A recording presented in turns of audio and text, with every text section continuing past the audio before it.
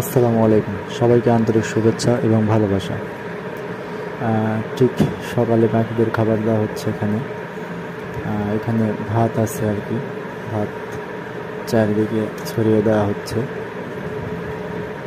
আর এখানে চানাচুরের ব্যাগও আছে, তো এখন চানাচুর দেওয়া হবে আর কি।